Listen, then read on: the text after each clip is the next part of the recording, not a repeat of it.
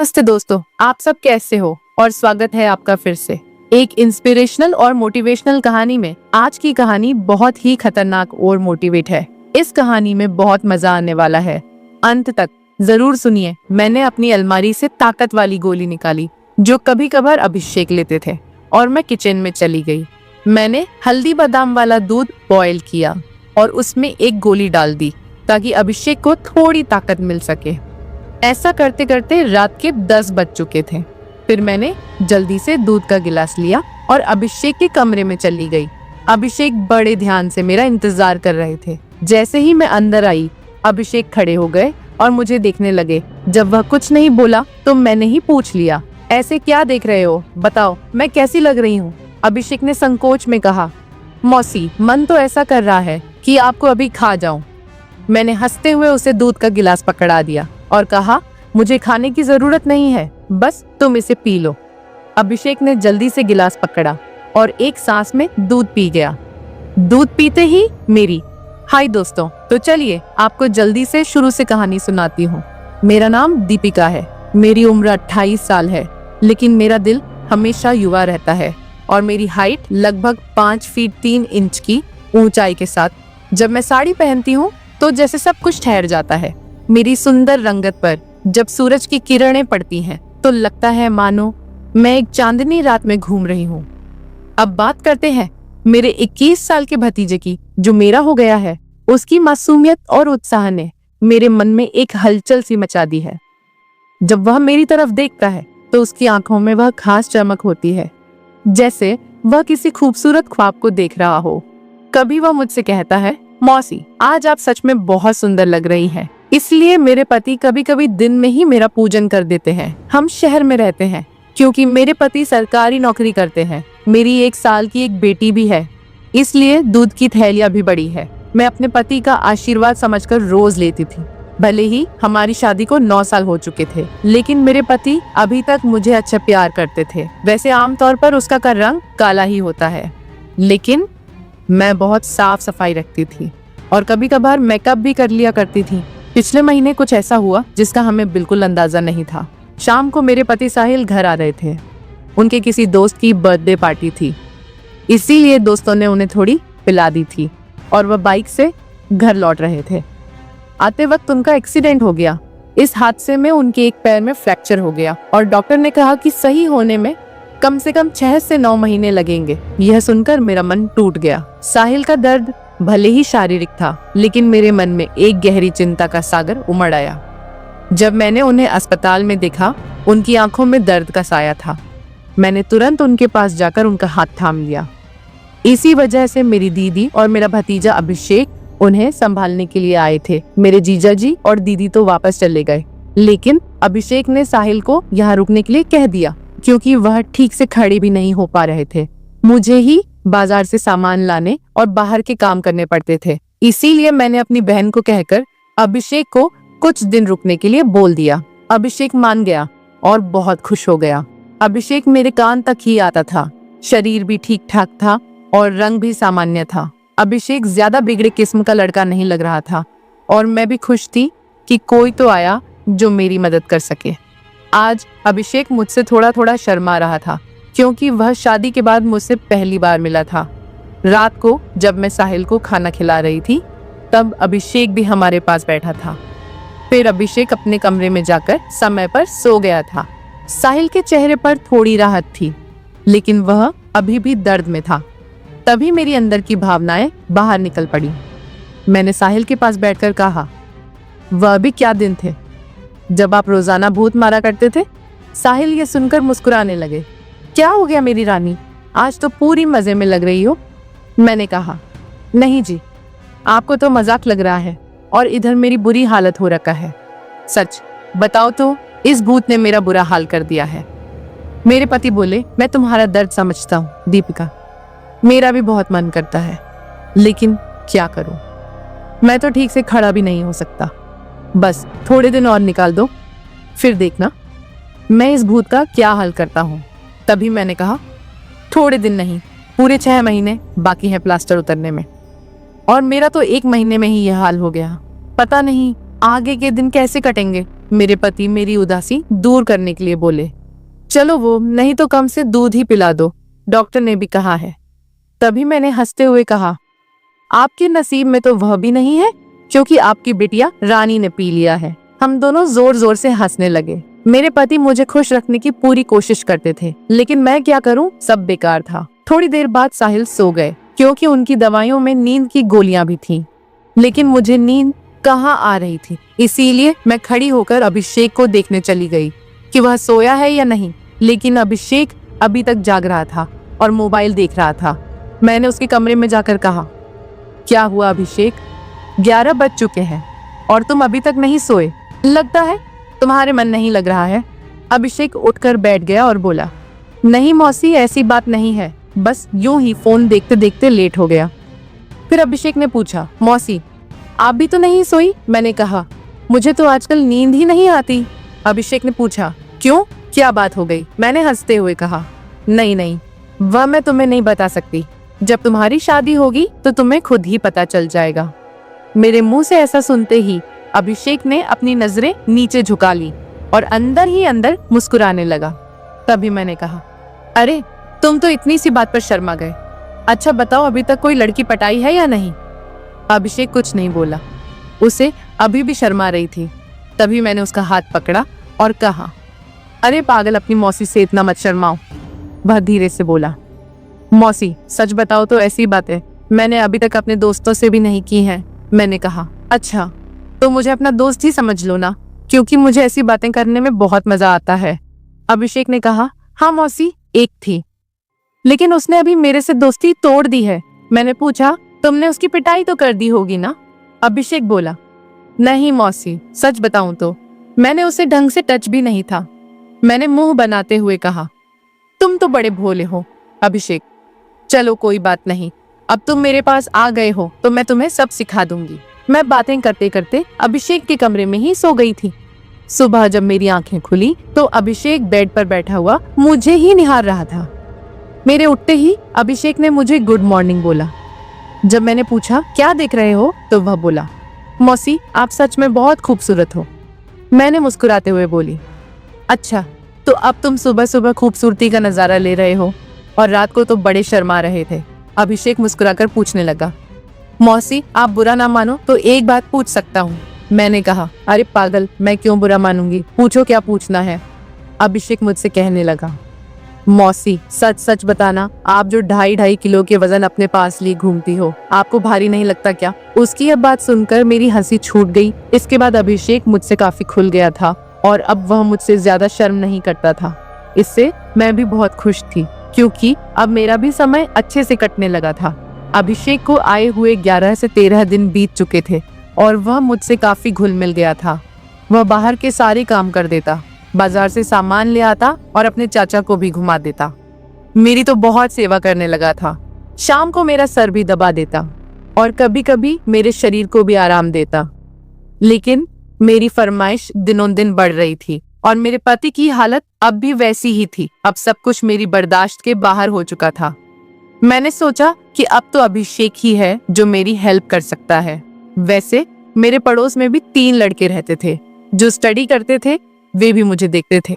जब भी मैं छत पर बाल सुखाने या कपड़े सुखाने जाती तो वे मुझे ही देखते। और पहले तो मैंने सोचा कि उनमें से एक को पकड़ लूं ताकि कुछ समय के लिए काम चल जाए।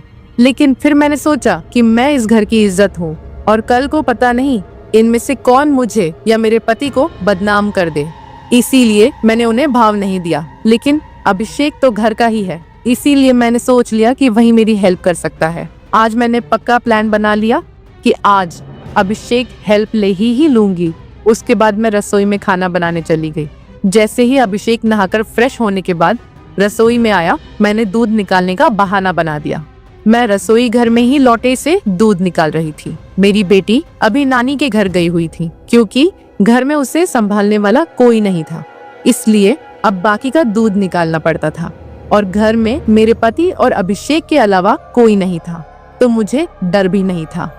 जैसे ही अभिषेक अंदर आया, वह मुझे देखकर एकदम घबरा गया और कहने लगा, सॉरी मौसी, मुझे माफ कर दो। मैंने देखा नहीं और बाहर जाने लगा। तभी मैंने उसे रोक लिया। अरे अभिषेक, क्या हुआ? कोई बात नहीं, अंदर आ जाओ, अभिषेक बोला। अरे मौसी, ऐसे में अंदर कैसे आऊं? मैंने कहा। ऐसे वैसे मत करो और जल्दी से आकर मेरी मदद करो। अभिषेक का मन भी कर रहा था, लेकिन मैं उसकी मौसी थी, इसीलिए वह थोड़ा अनकंफर्ट फील कर रहा था। फिर मैंने उससे कहा, अरे इतना क्या शर्मा रहे हो, अब जल्दी से आओ और मेरी मदद करो। धीरे धीरे अभिषेक रसोई में आ गया और पास आकर खड़ा हो गया। वह मुझे देखता ही रह गया। तभी मैंने कहा, ऐसे क्या घूर रहे हो, क्या तुमने आज तक नहीं देखा? अभिषेक बोला, माँ कसम मौसी, मैं आपको बता नहीं सकता कि मुझे कैसा लग रहा है। बहुत ही अच्छा है मौसी, मैंने कहा। तारीफें करना छोड़ो और यहाँ मेरी मदद करो। तभी अभिषेक बोला, मौसी मुझे नहीं आता, कैसे करना है? तो मैंने कहा, अरे बुद्धू, इसमें कुछ नहीं करना, ये लो पकड़ो और बस धीरे धीरे निकलो। थोड़ी देर बाद जब अभिषेक के हेल्प में हाथ तेज होने लगे तो मैंने सोचा कि अब मेरा आगे झुककर सही से काम करने का समय है। मगर जैसे ही मैं झुकने लगी तो देखा कि अभिषेक का काम तो पहले ही खत्म चुका है। उसे देखकर मेरा मन बहुत उदास हुआ, लेकिन फिर भी मेरी हंसी निकल ही पड़ी। मैंने नाराजगी से अभिषेक को मारते हुए कहा, यह क्या किया पागल, तुमने तो शुरू होने से पहले ही खत्म कर दिया। इसके बाद जैसे ही अभिषेक का नशा उतरा, उसने हड़बड़ा हुए कहा, सॉरी मौसी, सॉरी, वो मैंने ऐसा काम पहले कभी नहीं किया, इसलिए मुझसे ऐसा हो गया। मैं अभी जाकर साफ करके आता हूँ। और उसने मेरी एक भी बात नहीं सुनी और तुरंत रसोई में से चला गया। मैंने भी उसे ज्यादा रोकने की कोशिश नहीं की, क्योंकि मैं समझ चुकी थी कि यह उसके लिए इतना आसान नहीं होगा। इस चक्कर में आज खाना भी लेट हो गया था, इसलिए मैंने जल्दी से खाना तैयार किया और साहिल को कमरे में देने के लिए चली गई। साहिल भी बैठे बैठे खाने का इंतजार कर रहे थे। साहिल बिल्कुल सीधे साधे और सरल स्वभाव वाले आदमी है। वह मेरी बहुत चिंता करते हैं। जब मैं उनके लिए खाना लेकर गई तो पूरा पसीने से भीगी हुई थी। मुझे देखकर वह बोले, इतनी जल्दबाजी क्यों करती हो? दीपिका, धीरे धीरे काम कर लिया करो ना, देखो तुमने अपना क्या हाल बना लिया है। तब मैंने उन्हें छेड़ते हुए कहा, यह तो कुछ भी नहीं है, जब तुम काम करते हो तो मेरा इससे भी बुरा हाल हो जाता है, और तब तो मैं तुम्हें रुकने के लिए भी कहती हूँ, लेकिन तुम तो नो कहकर काम की स्पीडी को दुगना कर देते हो। मेरे मुंह से ऐसा सुनकर मेरे पति मुस्कुराने लगे। तुम भी ना दीपिका, कहाँ की बात कहाँ ले जाती हो। इसके बाद साहिल ने खाना खा लिया और मैंने उन्हें दवाई भी दे दी। दवाई लेने के बाद उन्हें नींद आ गई और वह आराम करने लगे। मैं भी काफी थक चुकी थी, इसलिए मैं नहा धोकर फ्रेश हो गई। इसके बाद मैं अभिषेक के कमरे में उसे देखने के लिए तो वह भी सो चुका था। फिर मैं भी आकर आराम करने लगी। शाम को जब मैं अभिषेक को चाय देने गई तो वह बैठा फोन चला रहा था। मुझे देखकर उसके चेहरे पर मुस्कान आ गई। मैं भी उसे देखकर हंसने लगी और मैंने उससे पूछ लिया, क्या बात है? अभिषेक, आज तो तुम काफी ढीले ढाले से लग रहे हो। अभिषेक बोला, मौसी, वह मैंने पहली बार काम ऐसा अनुभव लिया था। प्लीज आप बुरा मत मानना, मैं सच बता रहा हूँ, बिल्कुल मेरे से काम नहीं कर पाया। तभी मैंने उसे रोकते हुए कहा, अरे बेवकूफ, मैं कब बुरा मानने लगी, वैसे सच बताऊं तो मुझे भी अच्छा लग रहा था। इसके बाद मैंने अभिषेक को चाय पकड़ा दी और उसके साथ बैठकर पीने लगी। हम दोनों बातें करने लगे। आज अभिषेक के मुंह से मेरे लिए तो फूल ही झड़ रहे थे। वह बस मेरी तारीफें ही करता जा रहा था। मौसी, आप बहुत अच्छी हो। मैं तो सोच रही हूँ कि सारी उम्र आपके ही घर रहूं। इन 13 दिनों में मुझे स्वर्ग जैसा महसूस होने लगा है। और ऊपर से आपकी खूबसूरती। मैंने मुस्कुराते हुए कहा, आज तो तुम्हारे मुंह से सिर्फ तारीफें ही निकल रही हैं, लगता है। अभिषेक मेरा हाथ पकड़कर बोला, आप सही कह रही हैं मौसी, अब आपको भी मेरे काम में मेरी मदद करनी होगी।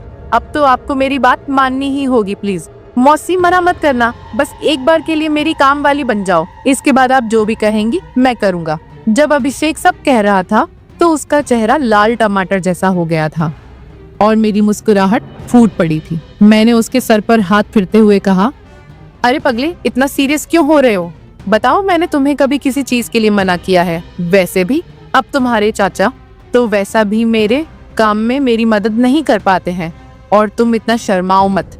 अगर इतना शर्माओगे तो कैसे चलेगा? अब से तुम मुझे अपनी मौसी नहीं बल्कि काम वाली ही समझना।